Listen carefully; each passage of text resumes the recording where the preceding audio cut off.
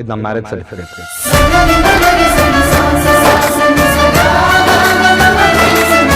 ಮತ್ತು ಇದು ನಮ್ಮ ಡಿವೋರ್ಸ್ ಅಪ್ಲಿಕೇಶನ್.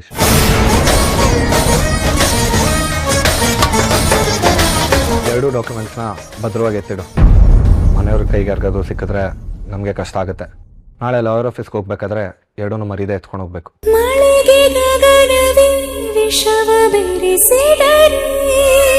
ರಾಧಾ,